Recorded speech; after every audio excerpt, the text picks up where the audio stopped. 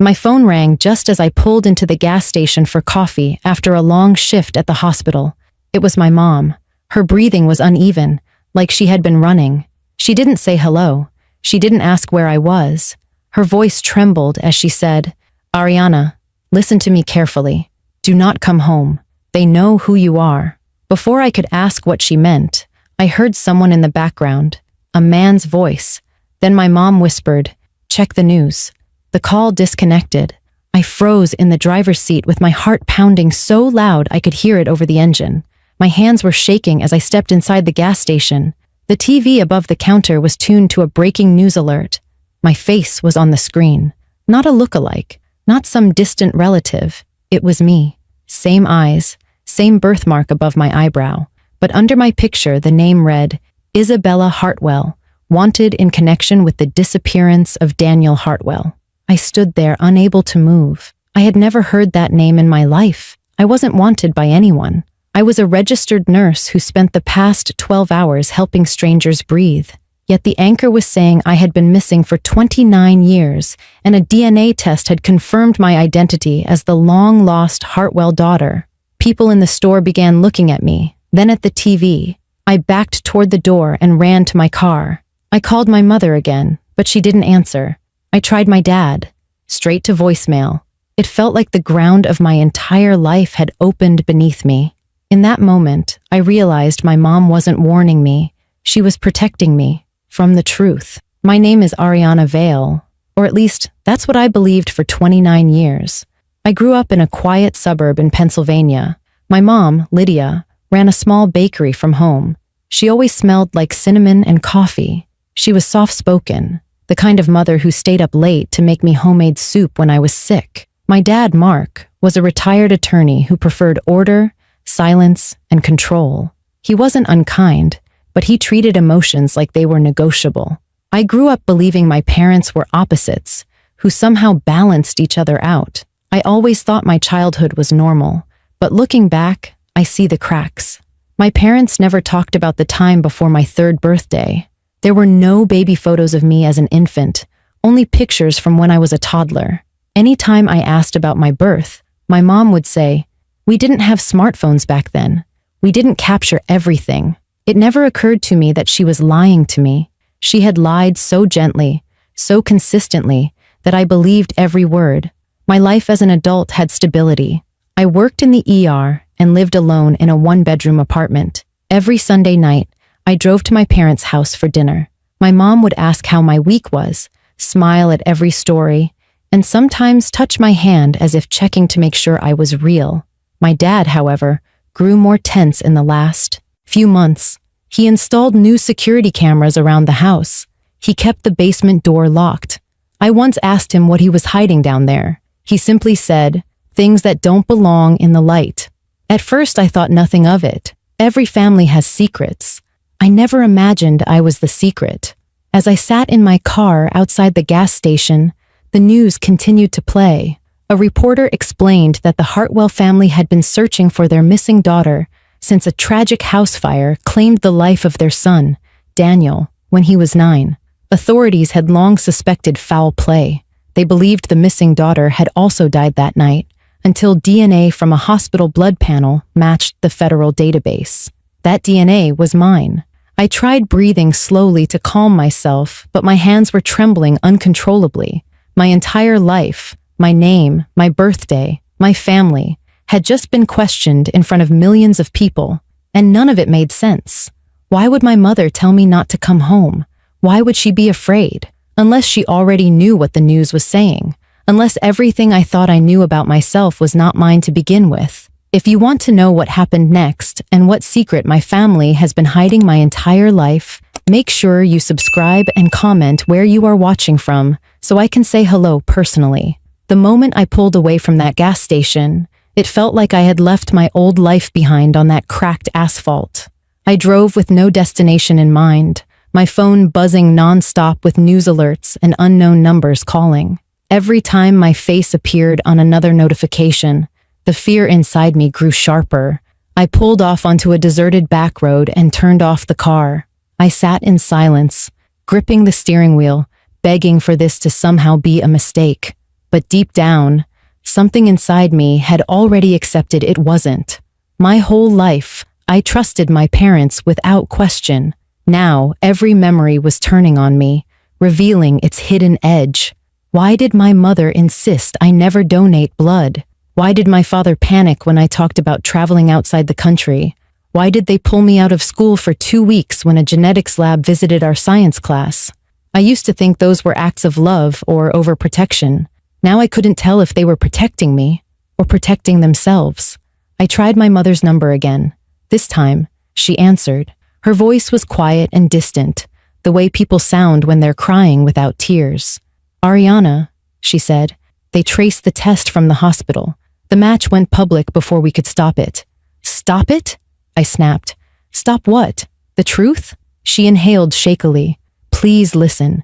You are in danger. Not because of what you've done, but because of what you are. You are not safe with your birth family. They will use you just like they used—" Her voice broke, and for a moment I thought I heard the sound of a door opening near her. She whispered, "They are coming. I love you. Don't try to find us. Go to the place I told you." "Mom, wait!" I shouted, but the line went dead. I lowered the phone and stared out at the dark stretch of road.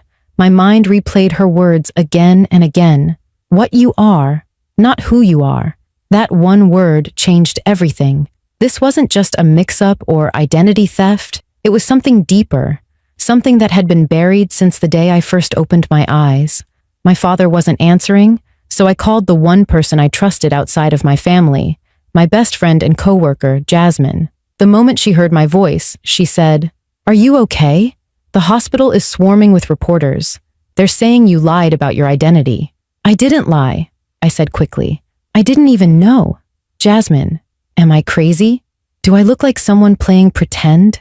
"No," she said firmly. "You're the most real person I know. Whatever this is, we will figure it out." Her words grounded me for a moment. Then she added, "But there's something else. They shut down your profile in the system. Your nursing license is under review for fraud." Fraud. The word punched through my chest. My life wasn't just falling apart. It was being erased. "Jasmine," I said quietly, "they're going to take everything from me unless I find out the truth." She offered to come get me, but I refused. I couldn't let anyone else get pulled into this. I ended the call and sat there with my thoughts racing. I searched the name Isabella Hartwell on my phone. Hundreds of articles filled the screen. Old photos of a mansion, a grieving mother with diamond earrings crying on the steps of a courthouse, a missing poster from 29 years ago showing a baby wrapped in a pink blanket. The child had my eyes, my exact eyes. I zoomed in until the picture blurred. It was me, but it wasn't. I was Ariana, raised in a modest home with secondhand furniture, Sunday night meatloaf, and birthday cakes shaped like flowers. I wasn't meant to be some millionaire's missing daughter. None of this felt real, until I saw the last line of the article. Authorities believe the missing daughter may have been taken by someone close to the family after a tragic accident resulted in the death of her twin brother, Daniel. Twin. The word echoed inside me like a scream. I never had a brother. I grew up an only child. Yet suddenly I knew why I had dreams as a child, where I heard a boy's voice calling my name from far away. I remembered waking up at age 7, crying without knowing why. My mother used to sit by my bed and hum softly, placing a hand on my forehead, whispering, "You're safe now. You will always be safe." What was she keeping me safe from? I put the car in drive and headed toward the address my mom had texted earlier, a place I had never heard of, miles outside the town limits. The setting sun cast long shadows over the road, and for the first time in my life, I wasn't driving toward a home. I was driving toward a truth that could destroy me. As the sky darkened, I gripped the wheel tighter, my heart steadying with each mile. I wasn't going to hide anymore. I was done being afraid of what I might discover, because the real fear wasn't that my life had been a lie. The real fear was that my whole life had been stolen, and I was finally going to find out why. The road to the address my mother sent wound through thick woods that seemed untouched by time. As the sky darkened to deep blue, the last bit of daylight clung to the treetops like it was afraid to let go. My headlights cut through the silence as I followed the narrow dirt path deeper into isolation. There were no houses, no signs of life, just a long, unsettling quiet that made me question whether I was driving toward answers or a trap. When my phone signal finally dropped to 0, I knew I was close. Up ahead, a rusted metal gate blocked the rest of the road. It stood open, as if waiting for me. I pulled in slowly, my hands gripping the steering wheel, reminding myself of one thing: trust no one but the truth itself. Beyond the gate sat an old lake house, half hidden beneath towering pines. The water behind it was still and black, reflecting the outline of the house like a shadow watching me. The house had once been beautiful, a large wraparound porch, stone columns, wide glass windows. But now it looked abandoned. The paint was peeling. One of the shutters swung in the wind, creaking like a slow heartbeat. Yet something told me this place held the beginning of everything I was. This was not where my life started, but where someone decided who I would become. I stepped out of the car and felt the cold air wrap around me like a warning. The silence was so heavy, it pressed against my ears. I walked up the porch steps, each creak echoing across the still water behind me. My heart pounded in my chest, not from fear, but from a rising determination. Whatever truth was inside that house, I needed it more than I had ever needed anything in my life. The front door was unlocked. I pushed it open and stepped inside. The air smelled faintly of cedar and old memories. Dust particles floated in the dim light that filtered through cracked curtains. The living room was frozen in time, an untouched sofa, family photos on the wall covered with a thin layer of dust, a fireplace with a poker still resting against the bricks as if someone had planned to return. It didn't look abandoned. It looked paused. On the table in the center of the room sat a single black folder. As I approached it, I saw my name printed on the front. Not Ariana Vale, not Isabella Hartwell, just one word: Isabel, the name the news had given me, my real birth name. My hands trembled as I opened it. Inside were hospital records, birth certificates, a newspaper clipping from 29 years ago showing a mansion engulfed in flames. And then there was a photograph, a young woman holding 2 newborns, twins. Her smile was soft, proud, loving. Underneath it was a handwritten note: "They will never take you away again. We will keep you safe, even if it costs everything." I stared at the picture, my eyes drawn to the babies' faces. One of those babies was me. The other was my twin brother, Daniel. Suddenly, the floor creaked behind me. I turned sharply. Standing in the doorway was my father. He wasn't wearing his usual pressed shirt or polished shoes. He looked exhausted, with dark circles under his eyes and stubble across his jaw. But his eyes, his sharp, calculating eyes, were the same. Except tonight, there was something new in them. Not anger, not authority, regret. "Ariana," he said quietly. I stepped back. "Is that even my name?" He closed his eyes for a moment. "It was meant to protect you." "Protect me from what?" My voice rose, echoing off the high ceiling. "I saw the news. They think I'm some missing heiress who vanished after her brother died. They think I might be involved. So tell me the truth. Am I Ariana Vale? Or am I Isabella Hartwell?" He didn't move. "You were born Isabella, but that is not who you are anymore." "That's not an answer," I snapped. He looked at the photo in my hand. "You had a twin brother named Daniel. He died in an accident at your birth family's estate. The official report said the fire was caused by faulty wiring. That was a lie. The Hartwell family was conducting illegal gene therapy trials, trying to save Daniel from a fatal condition. You were immune. Your DNA was the key to the cure." I felt the room tilt around me. "Are you telling me they were experimenting on children?" "They were experimenting on you," he corrected.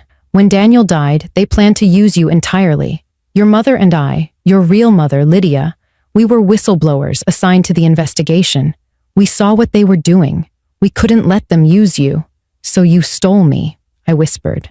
"We saved you," he replied, his voice breaking for the first time in my life. A hard lump formed in my throat. "If all of this is true, why am I on the news as a suspect?" He stepped forward slowly. "Because the Hartwell family controls more than you think. The narrative is being controlled to flush you out." You were never missing to them. You were an asset that escaped. Anger, betrayal, disbelief, all of it collided inside me. What do they want? You, he said plainly. Your body, your blood, your DNA. You are their legacy, their answer to death itself. A chill ran through every cell in my body. Suddenly, the silence outside felt alive. I turned toward the window. Headlights appeared through the trees.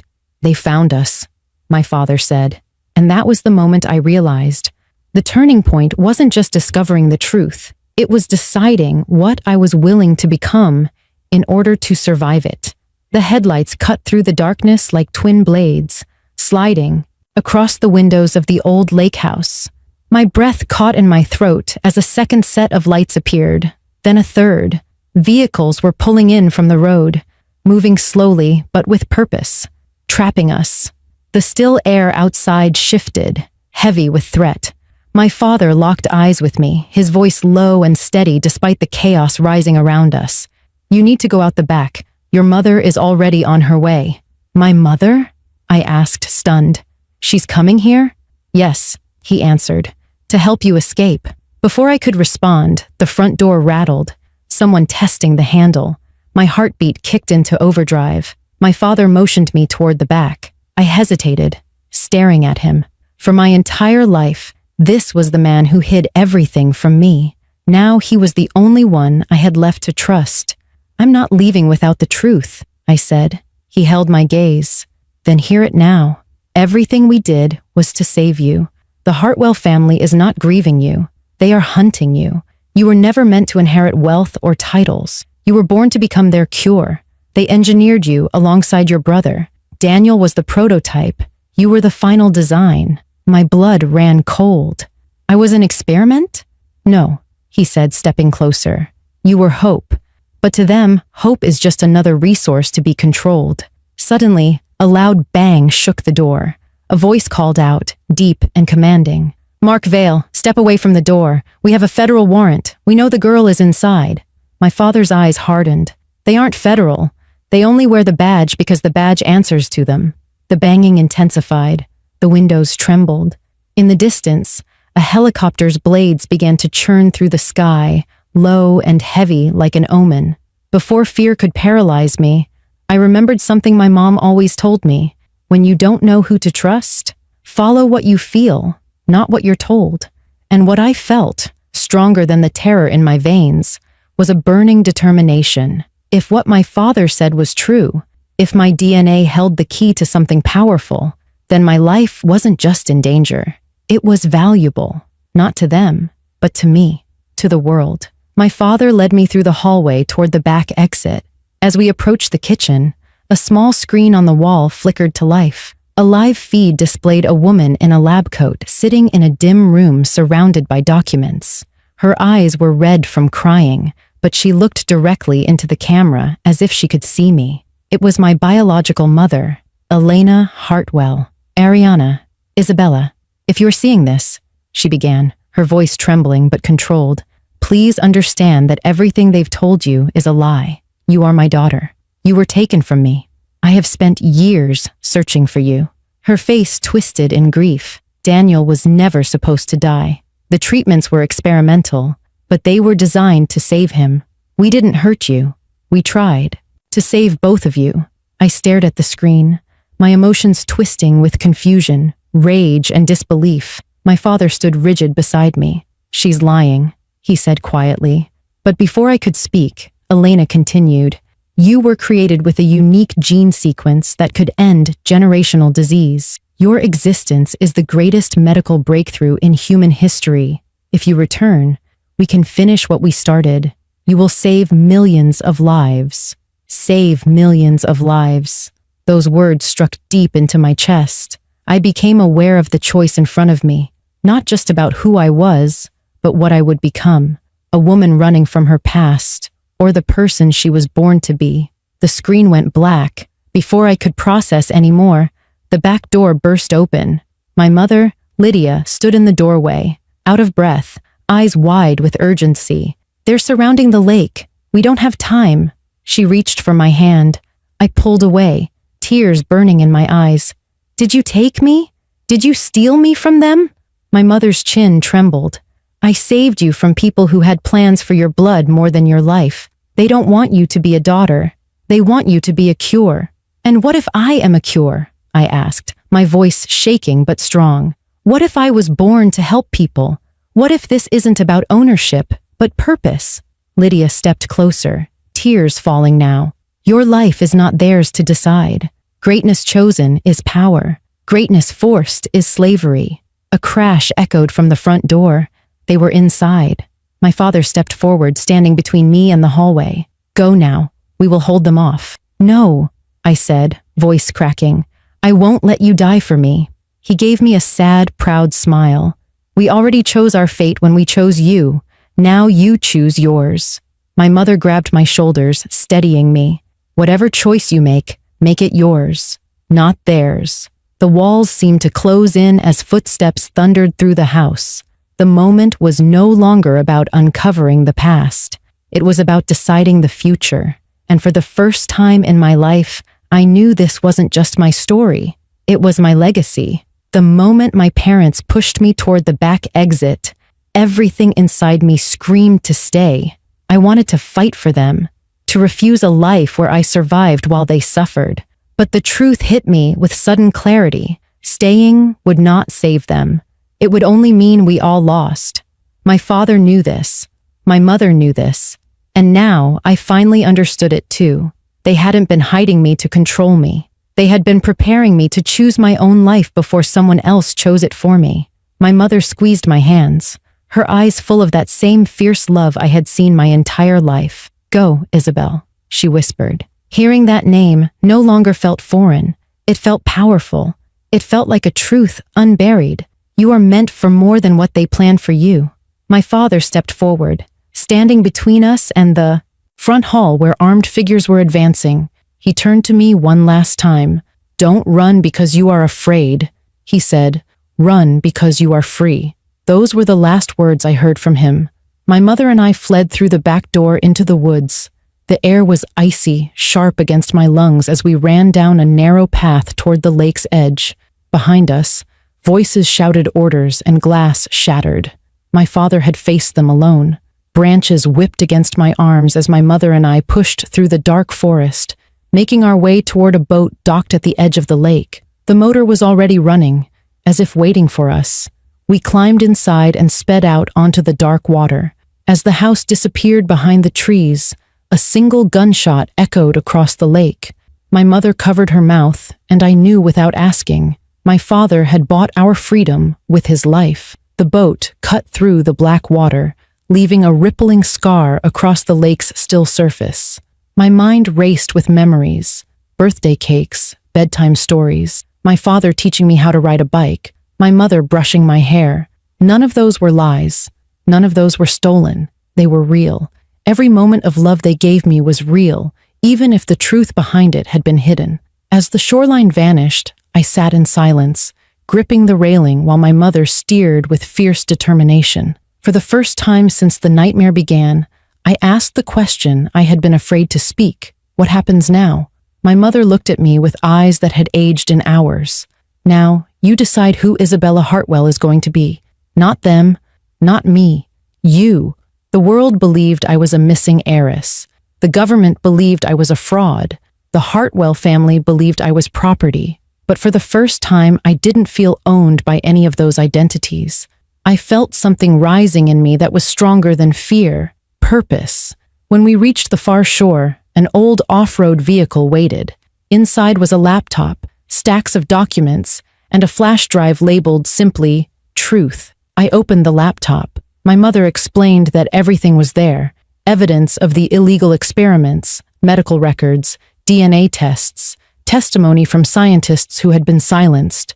It was enough to take down the Hartwell empire, if I chose to use it. But using it meant exposing myself to the entire world. It meant living forever in the light and never in the shadows again. I could no longer return to my old life, my old name, or the safety of being unknown. So I asked myself one question. Was my life meant to end here, running, or was it meant to begin here, fighting? The answer came from deep within my chest, steady and strong. I'm not hiding anymore. I opened the camera on the laptop and hit record.